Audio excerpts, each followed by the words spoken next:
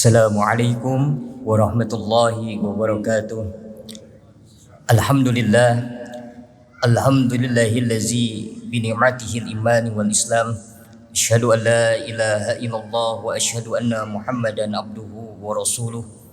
Allahumma salli ala sayyidina Muhammad wa ala ali sayyidina Muhammad.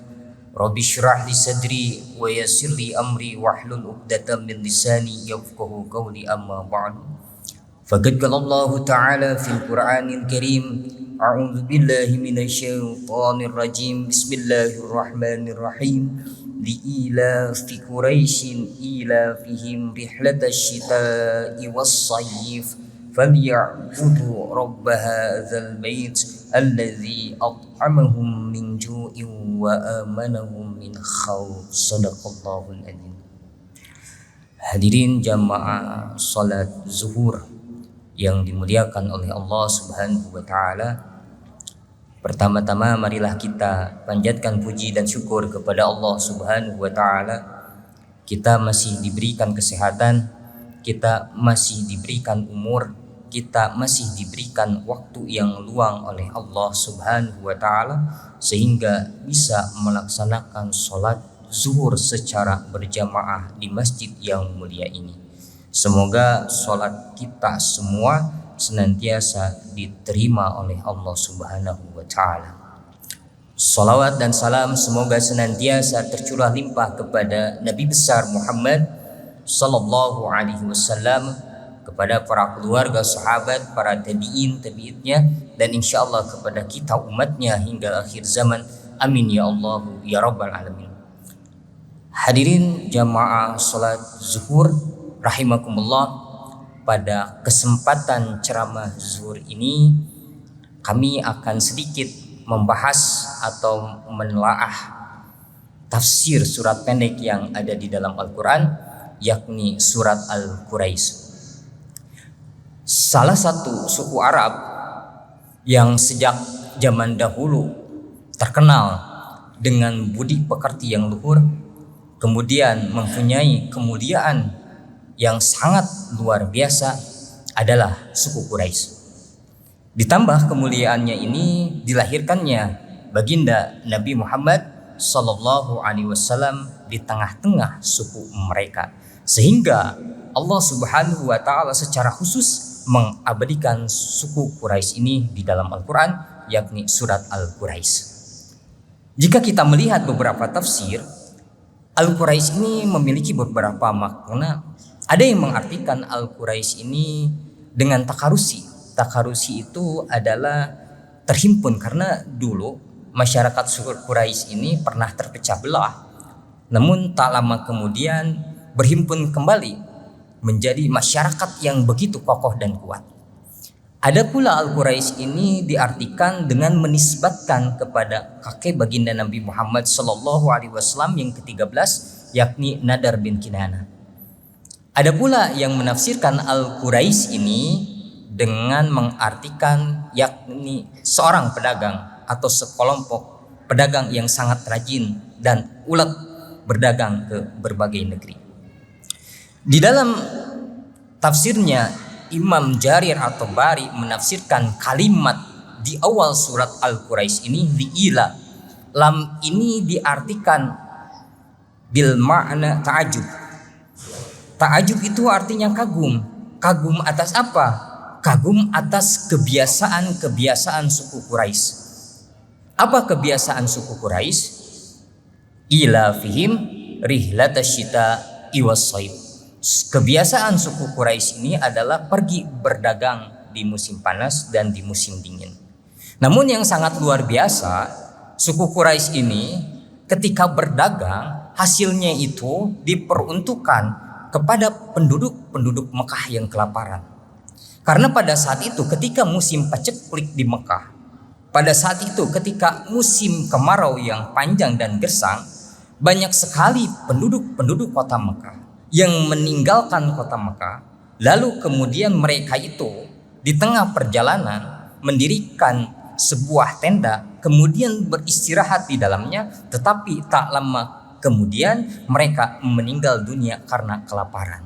Dan inilah yang mendorong sekelompok orang-orang Quraisy atau suku-suku Quraisy ketika pergi berdagang, hasilnya itu diniatkan untuk membantu penduduk-penduduk Mekah yang kelaparan. Kemudian kebiasaan Quraisy selain itu adalah suku Quraisy ini sering melayani orang-orang yang berkunjung ke Mekah, memberikan makan dan minum bagi orang-orang yang bertamu ke Mekah. Sehingga suku Quraisy ini sangat dimuliakan oleh Allah Subhanahu wa taala. Ketika suku Quraisy ini diberikan oleh Allah Subhanahu wa taala nikmat yang luar biasa, kemuliaan yang luar biasa, kata Allah, "Falyabudu rabbahadzal bait." Maka jangan lupa selalu mengabdi kepadaku, kata Allah. Jangan lupa menyembah kepada Tuhan pemilik Ka'bah.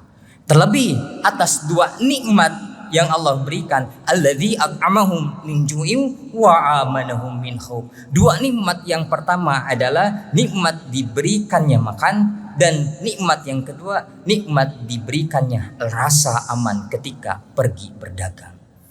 Ketika kita melihat surat Al-Quraisy ini sebetulnya ada beberapa makna, ada beberapa hikmah dan beberapa pelajaran yang terkandung di dalamnya yang bisa kita tanamkan, yang bisa kita aplikasikan di dalam kehidupan kita sehari-hari. Hikmah yang pertama di dalam surat ini adalah agar kita bisa membangun kebiasaan-kebiasaan yang baik, membangun kebiasaan-kebiasaan yang positif. Ketika suku Quraisy mempunyai kebiasaan berdagang lalu hasilnya diperuntukkan untuk orang-orang ataupun penduduk Mekah yang kelaparan, kita bisa meniru kebiasaan-kebiasaan suku Quraisy itu. Banyak sekali kebiasaan positif yang bisa kita bangun dalam kehidupan kita sehari-hari. Terlebih kita bisa mencontoh daripada akhlak baginda Nabi Muhammad SAW yang sudah jelas pasti banyak kebaikan di dalamnya. Kebiasaan yang pertama ketika kita meniru akhlak baginda Nabi Muhammad SAW, bahwa Rasulullah SAW itu adalah orang yang selalu memaafkan orang lain. Sehingga Rasul mendapatkan gelar akhlakul azimah, akhlak yang agung dari Allah Subhanahu wa taala, melebihi daripada akhlakul karimah, karena Rasulullah SAW itu sangat mempunyai sifat selalu memaafkan orang lain. Itu yang bisa kita aplikasikan dalam kehidupan kita sehari-hari. Lalu kemudian bisa juga kita menerapkan kebiasaan-kebiasaan akhlak Nabi, yakni bahwa Nabi itu selalu memudahkan urusan orang lain, sehingga dakwah Rasulullah SAW itu berhasil karena setiap ada yang datang kepada Rasulullah SAW dalam keadaan gelisah, dirinya ketika pulang setelah bertemu dengan Rasul, dirinya merasakan kebahagiaan yang luar biasa. Begitupun orang-orang yang merasakan kelaparan pada saat itu, ketika datang kepada Rasulullah SAW sudah dipastikan pulang dalam keadaan kenyang. Dan begitupun orang-orang yang membutuhkan pertolongan lalu kemudian datang kepada Rasulullah SAW, pasti dia pulang penuh dengan senyuman karena dibantu oleh Rasulullah SAW. Lalu bisa juga kita membangun kebiasaan dengan bersilaturahim, terlebih bersilaturahim kepada orang-orang yang telah menyakiti kita. Ini yang senantiasa selalu dibangun oleh baginda Rasulullah SAW. Selain bersilaturahim, akhlak Nabi itu selalu dengan cepat menyuguhi tamu yang datang ke rumah Rasulullah SAW. Maka dari itu bisa kita tiru, ketika ada orang yang bertamu ke rumah kita, kita segera menyuguhi tamu tersebut meskipun hanya dengan segelas air putih. Inilah kebiasaan-kebiasaan yang bisa kita tiru dalam kehidupan kita sehari-hari yang mudah dengan melihat contoh dari baginda Rasulullah SAW. Jadi pesan moral di dalam surat Al-Quraisy ini yang pertama agar kita bisa membangun kebiasaan-kebiasaan yang baik yang kita tanamkan dalam kehidupan kita sehari-hari. Lalu kemudian yang kedua, hikmah ataupun pembelajaran dalam surat Al-Quraisy ini bisa kita aplikasikan dalam kehidupan kita sehari-hari dengan selalu menebar kebaikan. Suku Quraisy dimuliakan oleh Allah, memberikan makan bagi orang-orang yang lapar. Ini pun bisa kita tiru di dalam kehidupan kita sehari-hari. Meskipun terlihat sangat sepele, memberikan satu piring misalkan kepada orang-orang yang lapar, kepada orang fakir dan miskin, sebetulnya itu pahalanya atau ganjaran dari Allah Subhanahu wa taala sangat luar biasa. Ketika kita melihat contoh sebuah kisah yang sangat masyhur yang pada saat musim haji, seorang ulama besar yang bernama Mustafa Al-Mubarak yang pada saat itu sedang tertidur di pelataran Masjidil Haram, lalu kemudian dirinya setengah sadar itu bermimpi ataupun mendengar percakapan dari dua malaikat. Yang malaikat pertama bertanya, "Wahai malaikat, apakah ada orang yang mendapatkan gelar haji mabrur pada tahun ini?" Lalu kemudian malaikat yang kedua menjawab, "Pada tahun ini meskipun banyak sekali orang yang menunaikan ibadah haji, tetapi tidak ada satupun orang yang mendapatkan gelar mabrur dari Allah Subhanahu wa taala. Justru gelar mabrur itu Allah berikan kepada orang yang tidak berangkat menunaikan haji pada saat ini dan dirinya mempunyai nama Ali Al-Muwafiq yang berasal dari Damaskus." Ketika mendengar percakapan ini, Mustafa Al-Mubarak terbangun dari tidurnya, lalu kemudian memohon ampun kepada Allah, dan singkat cerita dirinya menuju langsung ke negeri Damaskus mencari seorang yang bernama Ali Al-Muwafiq yang digelari haji oleh Allah Subhanahu wa taala meskipun dirinya tidak pergi menunaikan haji. Lalu kemudian Syekh Mustafa Al-Mubarak ini mencari orang di Damaskus yang bernama Ali Al-Muwafiq, dan singkat cerita dirinya menemukannya. Ternyata Ali Al-Muwafiq ini adalah seorang penjahit sepatu atau tukang sol sepatu.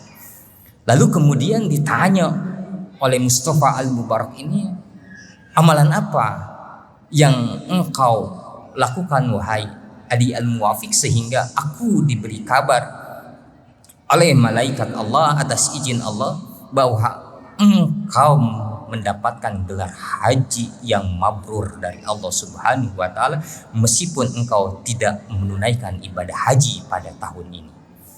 Lalu kemudian Ali Al-Muwafiq itu mengatakan dan menjawab, "Memang saya ini sudah lama menabung untuk pergi haji. Namun pada saat itu istri saya sedang mengandung, dan pada saat itu kami mencium bau makanan yang dimasak oleh tetangga kami. Ternyata makanan itu adalah makanan yang diambil dari tempat sampah, kemudian dimasak kembali. Maka pada saat itu kami dengan istri bermusyawarah untuk tidak menunaikan ibadah haji pada tahun itu, sehingga uang yang kami kumpulkan selama bertahun-tahun untuk menunaikan ibadah haji itu diberikan kepada tetangga kami yang kelaparan. Atas dasar inilah Ali Al-Muwafiq meskipun tidak berangkat haji tetapi mendapatkan gelar yang mabrur, mempunyai gelar haji yang mabrur diberikan oleh Allah Subhanahu wa taala." Kelihatannya sepele memberikan makan bagi orang-orang yang lapar, namun bisa kita ambil hikmahnya, bisa kita aplikasikan dalam kehidupan kita sehari-hari. Jangan sampai Allah memberikan bencana kepada negeri kita, memberikan kemarau yang panjang kepada negeri kita disebabkan masih adanya orang-orang atau fakir miskin yang kelaparan di negeri kita. Lalu kemudian yang ketiga hikmah yang bisa kita ambil dalam surat ini adalah agar kita selalu berniat setiap aktivitas kita, setiap pekerjaan kita itu diniatkan untuk ibadah kepada Allah Subhanahu wa taala. Setiap apapun pekerjaan yang kita lakukan agar bernilai ibadah di hadapan Allah, niatkan apapun itu, niatkan hanya ibadah lillahi ta'ala. Kemudian yang terakhir, ketika kita menelaah surat pendek Al-Quraisy ini, Allah sedang memberikan pelajaran kepada umat manusia agar kita menjadi pribadi yang bersyukur kepada Allah Subhanahu wa taala. Sebagaimana Allah tegaskan kepada masyarakat Quraisy agar mensyukuri nikmatku, terlebih nikmat diberikannya makanan dan diberikannya rasa aman. Maka dari itu, ayat ini memberikan pelajaran kepada kita agar kita selalu menjadi pribadi yang bersyukur kepada Allah Subhanahu wa taala atas segala nikmat-nikmat yang Allah berikan kepada kita. Karena sebetulnya ketika kita bersyukur kepada Allah, Allah akan memberikan nikmat yang baru dan menjaga nikmat yang telah ada pada diri kita. Itulah ada beberapa pesan moral ataupun hikmah yang terkandung di dalam surat Al-Quraisy yang bisa kita tanamkan dalam kehidupan sehari-hari. Yang pertama, agar kita bisa membangun kebiasaan yang positif. Yang kedua, agar kita bisa menebar kebaikan. Yang ketiga, agar aktivitas kita senantiasa diniatkan untuk ibadah kepada Allah. Dan yang terakhir, agar kita selalu mensyukuri nikmat-nikmat dari Allah Subhanahu wa taala. Hadirin jamaah salat zuhur yang dimuliakan oleh Allah Subhanahu wa taala, pada kesimpulannya bahwa sesungguhnya surat Al-Quraisy ini bermakna agar kita bisa mencintai negeri kita dan agar kita bisa mencintai sesama umat manusia. Demikian yang dapat kami sampaikan, kurang lebihnya mohon maaf. Yang benar dari Allah dan Rasulnya. Apabila ada kesalahan, itulah khilaf dari diri saya pribadi. Istaghfiru rabbakum innahu kana ghafara. Barakallahu li wa lakum. Wassalamualaikum warahmatullahi wabarakatuh.